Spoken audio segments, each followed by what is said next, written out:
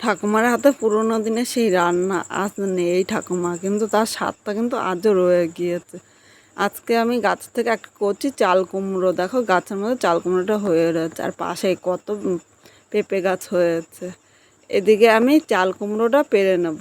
আর এই দেখো, এটা হলো আগের বারের পেঁপে গাছ। পেঁপে গাছে কিন্তু অনেক পেঁপে হয়েছে।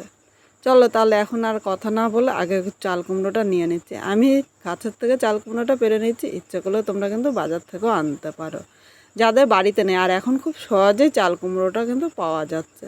প্রথমে চাল কুমড়োটা নিয়ে আমি রান্নাঘরে চলে আসলাম। এবার চাল কুমড়োটা আমি দুই পাশ একটু কেটে নিয়েছি। এবার মাঝখান থেকে আমি চাল কুমড়োটা কেটে নিলাম। কেটে আমি চাল কুমড়োটা ভালো করে পরিষ্কার করে নিয়েছি। আর চাল কুমড়োটা কিন্তু একদম কচি ছিল, তোমরা দেখেই বুঝতে পেরেছো। এবার চাল কুমড়োটা খুব ছোট কিন্তু সাইজ করবো না, আমি আবারও আরেক পিস করে নিলাম। এরকম করেই তোমরা কিন্তু কেটে নিও। এবার এই চাল কুমড়োটা ডুমু ডুমু করে, আমরা যেরকম আলু কাটি সেরকমই কিন্তু একটু বড় বড় ডুমু ডুমু করে কেটে নেব। পুরো চাল কুমড়োটা এইভাবেই আমি কেটে নিচ্ছি। এখানে সব চাল কুমড়োগুলো কাটা হয়ে গিয়েছে। এবার চাল কুমড়োটা আমি ধুয়ে নিচ্ছি। চাল কুমড়োটা পরিষ্কার জলে এইভাবে আমি ধুয়ে নিলাম। এবার চাল কুমড়োটা আমি এক সাইডে রেখে দিচ্ছি। এই বাটির মধ্যে একটা মশলা তৈরি করে নিচ্ছি। এখানে দেখো, জিরার গুঁড়ো নিয়েছি হাফ চামচ, ধনিয়ার গুঁড়ো হাফ চামচের থেকে একটু বেশি, লাল লঙ্কার গুঁড়ো নিয়েছি হাফ চামচ। তোমরা ঝাল যেরকম খাবে সেই হিসাবে লঙ্কার গুঁড়োটা নিয়ে নেবে। কাশ্মীরি লঙ্কার গুঁড়ো নিয়েছি হাফ চামচের থেকে একটু কম, এটা ঝালের জন্য না, শুধুমাত্র কালারের জন্য। স্বাদ অনুযায়ী লবণ, চামচের থেকে একটু বেশি হলুদ নিলাম। এবার সব কিছু মশলা একসাথে আমি মিশিয়ে নিচ্ছি। গুঁড়ো মশলাটা আগে থেকে তৈরি করে মিশিয়ে রাখলে রান্নাটা কিন্তু আরও সুন্দর হয়। দেখো সব কিছু মশলা ভালো করে মিশিয়ে নিয়েছি। এবার এর মধ্যে আমি অল্প জল দিয়ে দিলাম। সাথে মশলাটা এরকমভাবে মেশাবো যাতে দানা দানা না থাকে। দানা দানা থাকলে কিন্তু কষানোর সময় ভালো লাগবে না। মশলাটা দেখো এখানে ভালো করে আমি মিশিয়ে নিয়েছি, আর এর মধ্যে কিন্তু একটুও দানা দানা নেই। এইভাবে মশলাটা আমি 30 মিনিট জলের মধ্যে ভিজিয়ে রাখবো, তাহলে কিন্তু একদম বাটা মশলার মতো স্বাদ আসে। নিয়েছি এখানে আমি মটর ডাল। মটর ডালটা আমি 1 ঘন্টা আগে ভিজিয়ে রেখেছিলাম, আর দেখো পুরো ভিজে গিয়েছে কিন্তু। এবার মটর ডালটা আমি একটা মিক্সারের মধ্যে মিক্স করে নেব। এর মধ্যে 2টো কাঁচা লঙ্কা দিলাম, আর 4-5টা রসুন কোয়া দিলাম। জল ছাড়িয়ে আমি মটর ডালটা এর মধ্যে নিয়ে নিচ্ছি। ডালটা আমি এইভাবে শুকনোয় বাটবো, এর মধ্যে কিন্তু কোনো জল দেবো না। এখানে দেখো মটর ডালটা একদম মিহি করে আমি বেটে নিয়েছি। এবার এই বাটির মধ্যে আমি নিয়ে নিচ্ছি।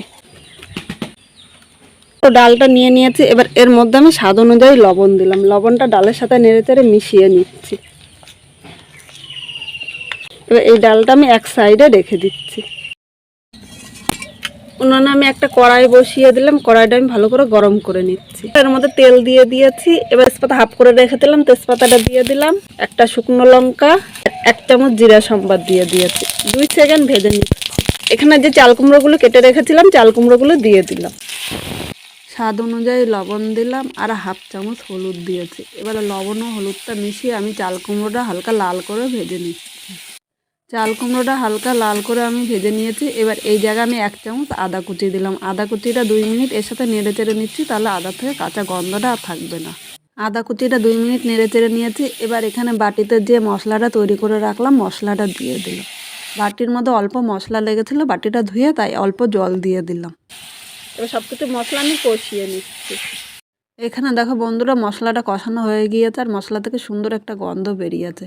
এবার এর মধ্যে আমি উষ্ণ গরম জল দিলাম। অবশ্যই তোমরা এর মধ্যে উষ্ণ গরম জল দেওয়ার চেষ্টা করবে। সব কিছু এভাবে নেড়ে চেড়ে মিশিয়ে নিয়েছি। এবার ঝোলটা আমি ফোটা পর্যন্ত অপেক্ষা করছি। তোমরা দেখো এখানে 5 মিনিট জাল দিয়ে আমি ঝোলটা ফুটিয়ে নিয়েছি। এবার যে মটর ডালটা আমি বেটে নিয়েছিলাম, মটর ডালটা কিন্তু আমি আগে ভেজে নিইনি। এইভাবে কাঁচা মটর ডাল আমি দিয়ে দিলাম। ওগুলো আমি বেশি বড় করব না, মাঝারি সাইজের করব, মানে বেশি বড়ও না ছোটও না। এইভাবে আগে কিন্তু আমার ঠাকুমারা রান্না করতো। এইভাবে রান্না করলে কিন্তু খুব ভালো লাগে, একদম ভাজা বড়ার মতো স্বাদ আসে। এখানে তো আমি চাল কুমড়োটা এইমাত্র পেরে সাথে সাথে রান্না করেছি। তোমরা যদি চাল কুমড়ো একদিন এনে ঘরে রাখো, তাহলে 5 মিনিট ভাপিয়ে নেবে। 5 মিনিট ভাপিয়ে নিলে চাল কুমড়োটা কিন্তু খুব সুন্দর সেদ্ধ হয়ে যাবে। আর এই জায়গায় আমার কচি চাল কুমড়ো, তাই আমি আর ভাপিয়ে নিইনি।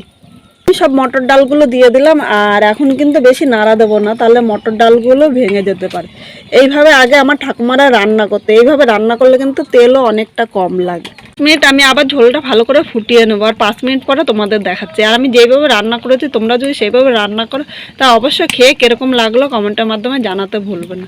আর নতুন কোনো বন্ধু থাকলে চ্যানেলটি সাবস্ক্রাইব করে দেবে, যাতে নতুন নতুন ভিডিও আপলোড করলে সবার আগে নোটিফিকেশন আপনার কাছে পৌঁছিয়ে যায়। কিন্তু আমি ঢাকা দেবো না, ঢাকা ছাড়া এইভাবেই আমি 5 মিনিট ফুটিয়ে নিচ্ছি। এটা অনেক পুরনো দিনের রান্না, এইভাবে রান্না করে দেখবেন দারুণ লাগে কিন্তু খেতে। এর মধ্যে আমি 2টো কাঁচা লঙ্কা দিলাম, সামান্য একটু লবণ দিয়ে দিলাম, হাফ চামচ দিলে কম, একটু মিষ্টি দিয়ে দিলাম। মিষ্টি দিলে ঝোলটা কিন্তু খেতে খুব ভালো লাগবে। এবার এইভাবে আমি আরও কিছুক্ষণ ফুটিয়ে নিচ্ছি। দেখো বন্ধুরা 5 মিনিট ফুটিয়ে নিয়েছি, আর ডালের বড়াগুলো কিন্তু একদম সেদ্ধ হয়ে গিয়েছে। আমি তোমাদের একটা বড়া দেখাচ্ছি, দেখো এই বড়াটা একদম কিন্তু সেদ্ধ হয়ে গিয়েছে, দেখেছো? আর এই বড়াটা কিন্তু একদম ভাজা বড়ার মতো স্বাদ আসবে। এবার এর মধ্যে আমি গরম মশলা ছড়িয়ে দিলাম। গরম মশলাটা হালকা হাতে আমি নেড়ে চেড়ে মিশিয়ে নিচ্ছি। এইবার আমি নামিয়ে নিচ্ছি। গরম ভাতের সাথে কিন্তু দারুণ লাগে খেতে।